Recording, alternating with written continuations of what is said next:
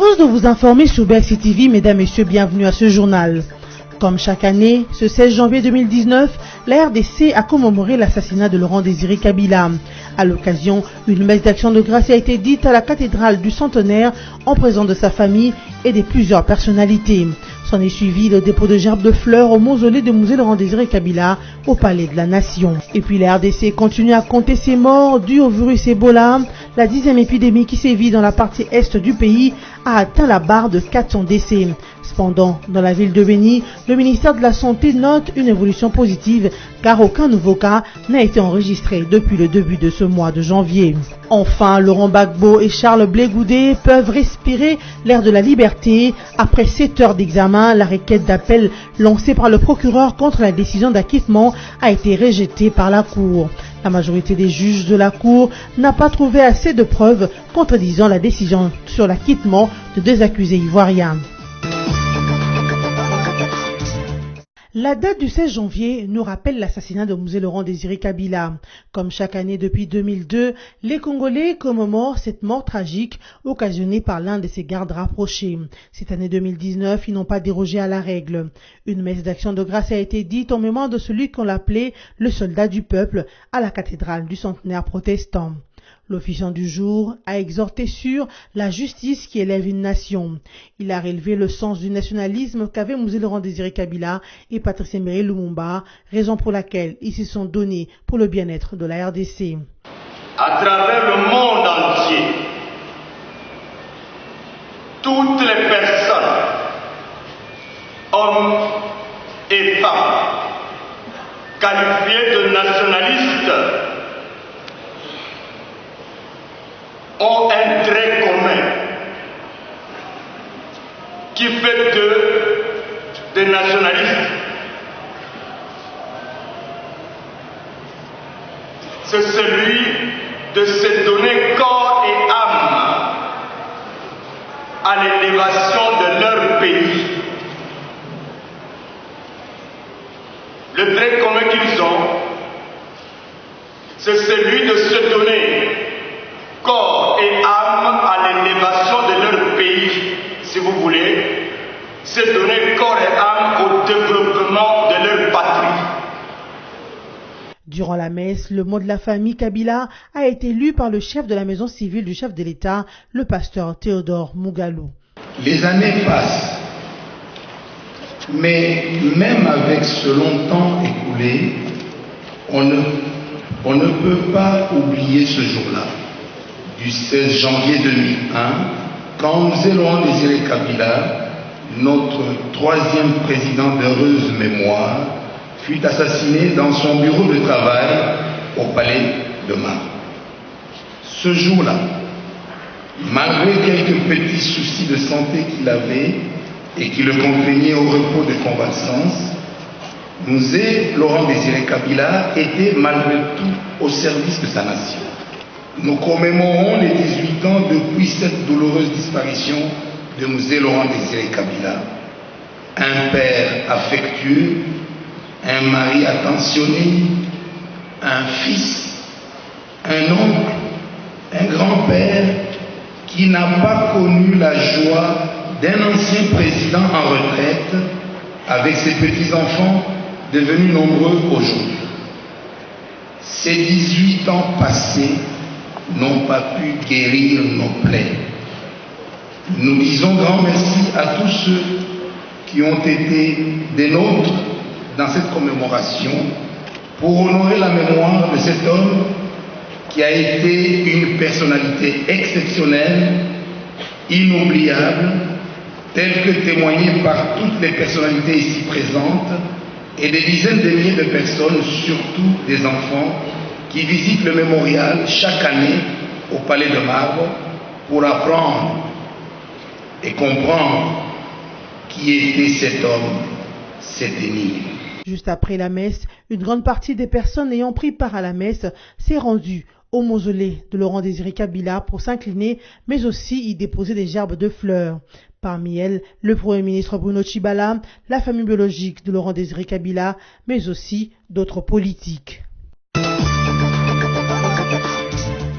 Mardi 16 janvier 2001, vers 13h30, Laurent Désiré Kabila, président de la RDC entre 1997 et 2001, est abattu dans son bureau de 3 balles tirées à bout portant. L'un de ses gardes rapprochés, Rachidi Kasserika, est l'assassin. Mouzé Laurent Désiré Kabila est le 3e chef d'État congolais qui a su placer en premier l'intérêt de la RDC et de son peuple. Quelques témoignages ont été recueillis auprès de sa famille biologique, mais aussi de ses proches et autres politiques congolais qui, de manière globale, retiennent une chose de Mouzé Laurent Désiré Kabila, ne jamais trahir le Congo.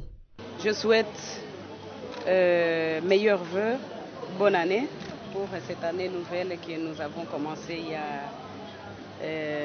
plus d'une quinzaine de jours maintenant.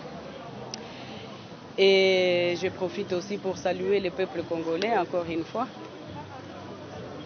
Et je profite aussi pour souhaiter au peuple congolais tout le bonheur du monde. Je retiens une seule chose. C'est que Mouzé Laurent Désiré Kabila nous a laissé un héritage.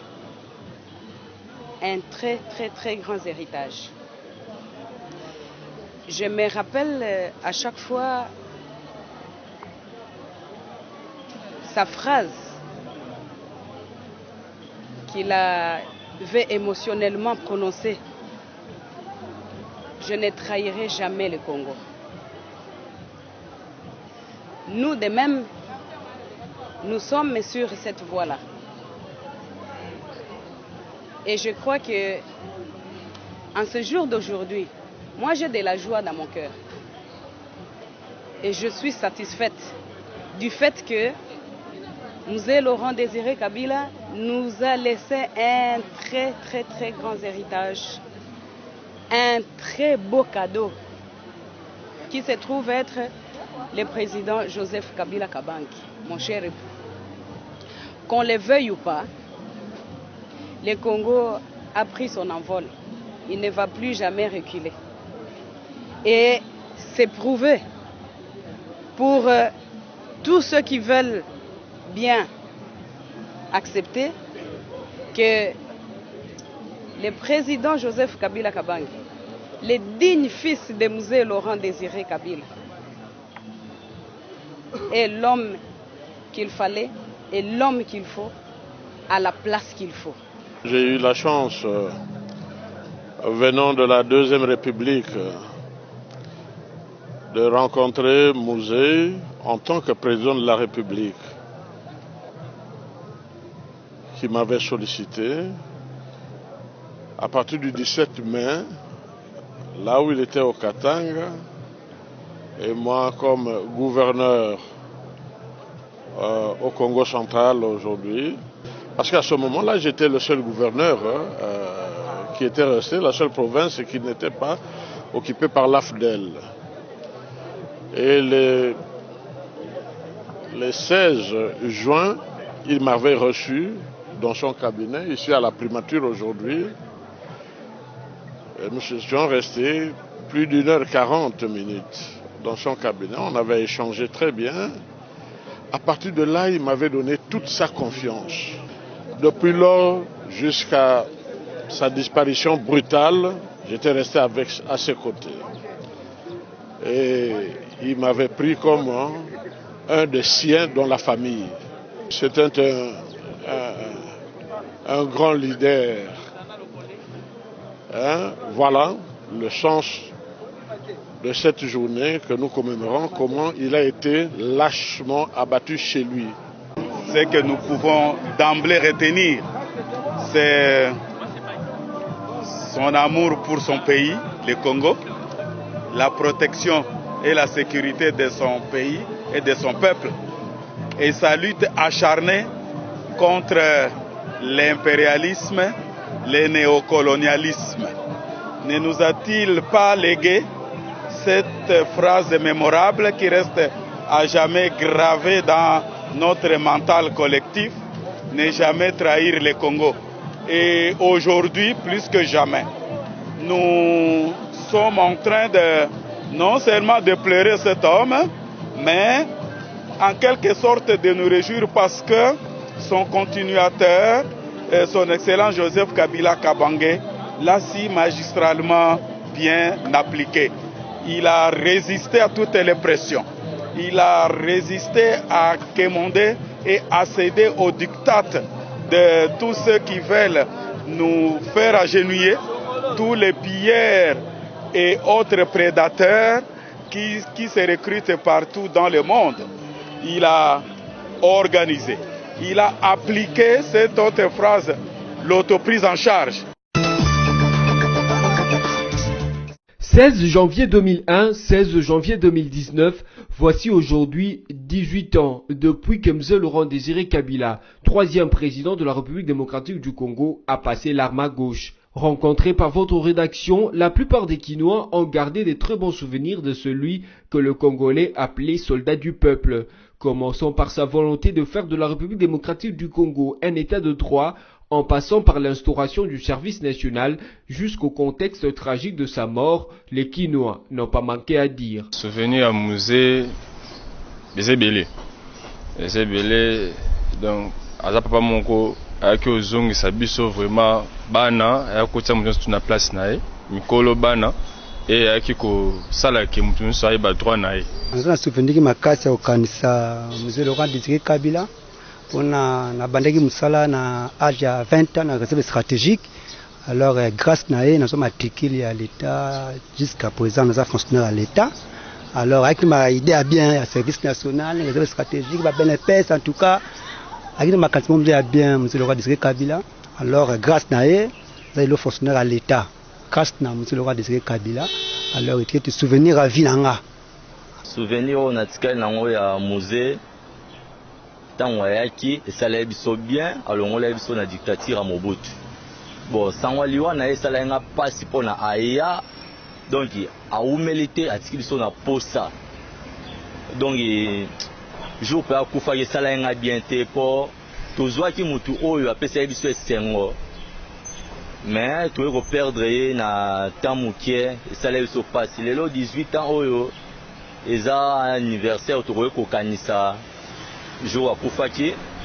Notez que M. Laurent Désiré Kabila, né le 27 novembre 1939 à Jadoville, actuel Likasi, a commencé son combat vers les années 1960 contre le régime de Mobutu qu'il parvient finalement à renverser en 1997 lors de la première guerre du Congo de mai 1997 jusqu'à son assassinat le 16 janvier 2001 à Kinshasa.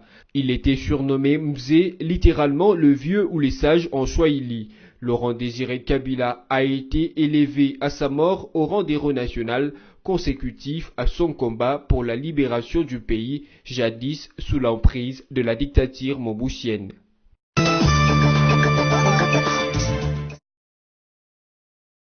La situation post-électorale en République démocratique du Congo préoccupe aussi bien les chefs d'État des pays membres de la CIRGL que les autorités de la RDC elles-mêmes.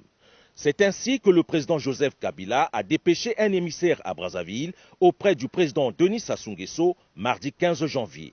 Antoine Gonda, c'est de lui qu'il s'agit, a transmis au chef de l'État congolais les explications de Joseph Kabila sur le déroulement des élections générales du 30 décembre dernier, dont les résultats suscitent une polémique politique qui risque de s'envenimer.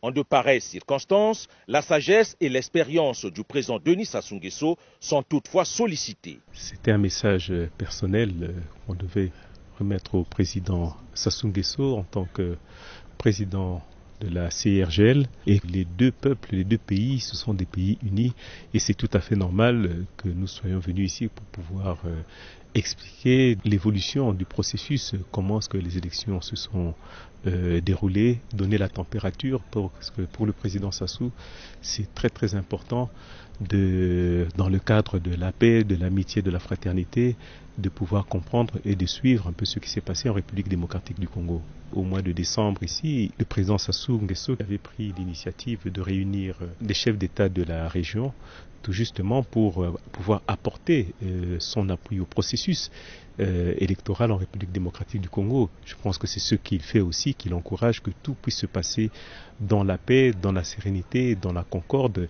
Et certainement par rapport à cela, nous sommes venus aussi bénéficier de son expérience démocratique, pacifique que vous avez vécue ici, c'est important que nous autres aussi, en République démocratique du Congo, nous puissions bénéficier de cette expertise que le président Sassou Nguesso incarne à travers le peuple congolais d'ici, qui est un même peuple avec le peuple congolais d'en face. Et je pense que, tel qu'on est en train de voir le processus électoral en RDC, nous aimerons que l'atterrissage se fasse dans le calme. La situation sociopolitique dans la sous-région a toujours retenu l'attention du chef de l'État congolais dans le seul souci de préserver la paix et la stabilité.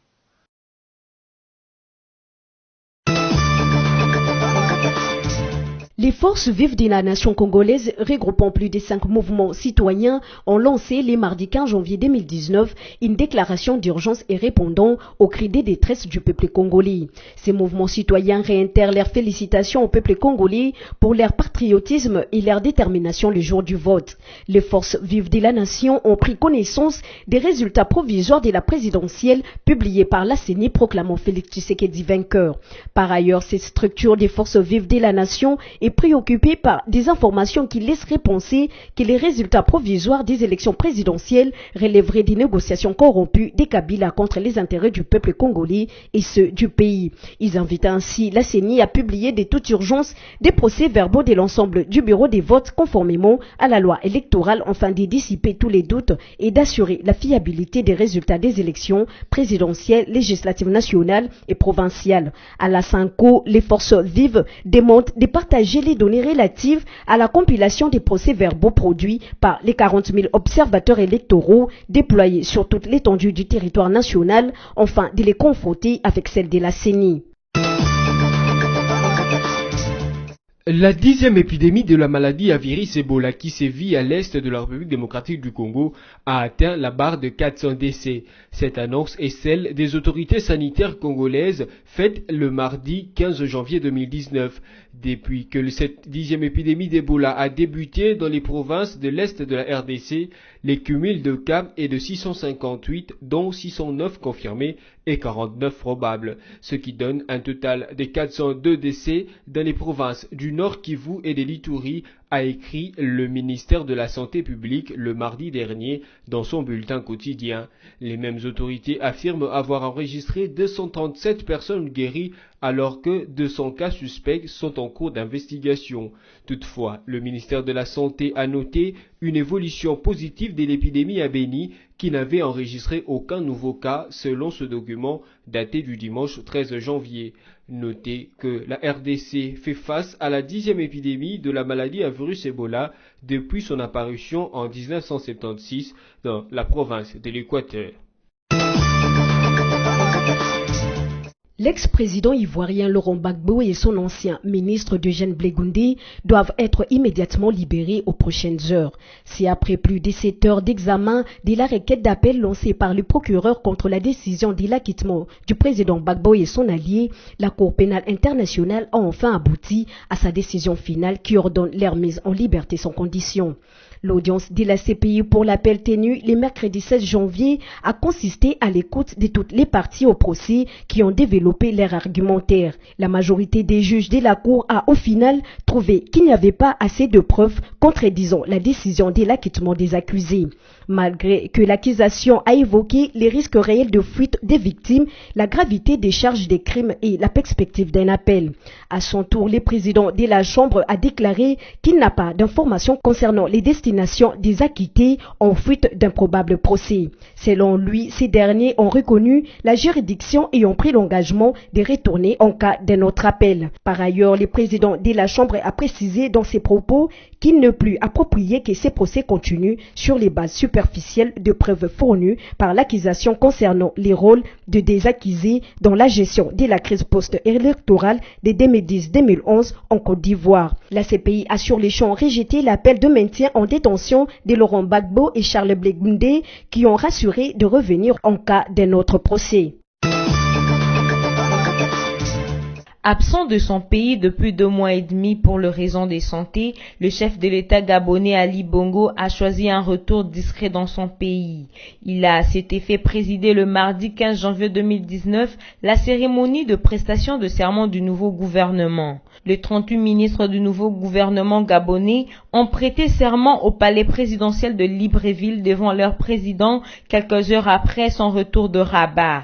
Quant au conseil de ministres prévu après la prestation de serment, il a finalement été renvoyé à une date ultérieure. Rappelons que l'objet de retour d'Ali Bongo, c'est d'abord avant tout cette cérémonie de prestation de serment en fonction, comme le prévoit l'article 15 de la Constitution gabonaise. Place à présent au rappel de principaux titres. Comme chaque année, ce 16 janvier 2019, la RDC a commémoré l'assassinat de Laurent Désiré Kabila. À l'occasion, une messe d'action de grâce a été dite à la cathédrale du Centenaire en présence de sa famille et de plusieurs personnalités. S'en est suivi le dépôt de gerbes de fleurs au mausolée de musée Laurent Désiré Kabila au Palais de la Nation. Et puis la RDC continue à compter ses morts dus au virus Ebola. La 10e épidémie qui sévit dans la partie est du pays a atteint la barre de 400 décès. Cependant, dans la ville de Beni, le ministère de la Santé note une évolution positive car aucun nouveau cas n'a été enregistré depuis le début de ce mois de janvier. Enfin, Laurent Gbagbo et Charles Blé Goudé peuvent respirer l'air de la liberté. Après 7 heures d'examen, la requête d'appel lancée par le procureur contre la décision d'acquittement a été rejetée par la Cour. La majorité des juges de la Cour n'a pas trouvé assez de preuves contredisant la décision sur l'acquittement de 2 accusés ivoiriens. Ce journal est terminé. Merci de l'avoir suivi.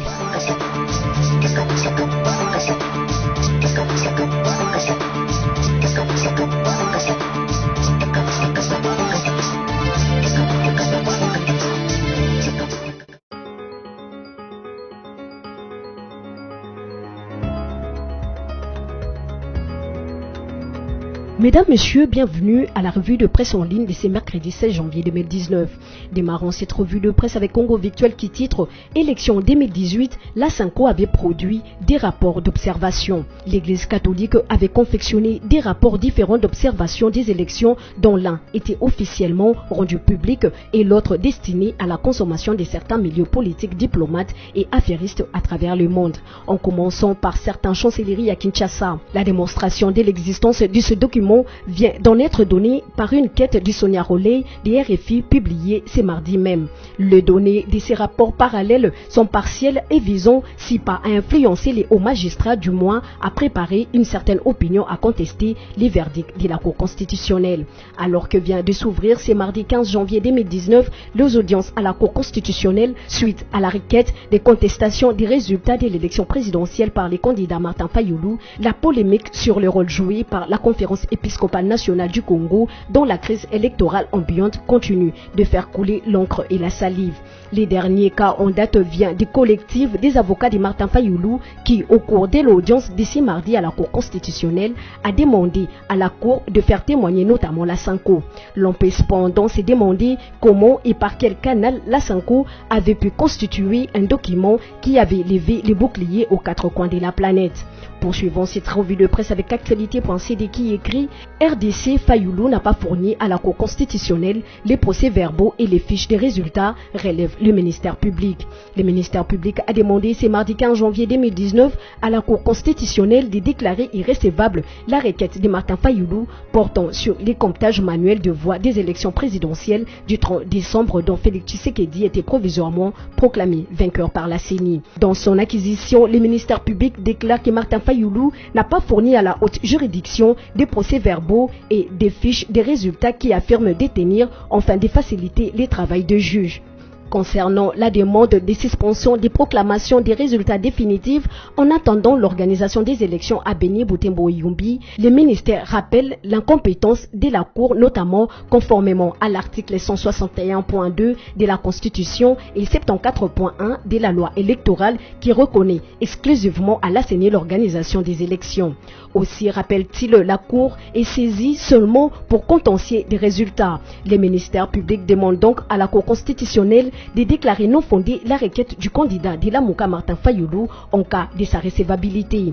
Achevons cette revue de presse avec l'essai de l'agence congolaise de presse qui note le PPRD invite les candidats sénateurs, gouverneurs et vice-gouverneurs à déposer leur dossier. Le secrétaire permanent du Parti du Peuple pour la Reconstruction et la Démocratie, Emmanuel Ramazani Chadari, invite le membre de cette structure politique désirant postuler au poste de sénateur, gouverneur ou vice-gouverneur à déposer leur dossier de candidature à l'urgence. Selon un communiqué, les dossiers des candidatures précisent la source sont à déposer auprès du secrétaire permanent adjoint Lucien Kassongo Mwadiavita. Cette revue de presse est terminée. Merci à vous de l'avoir suivi et bonne suite des programmes sur nos antennes.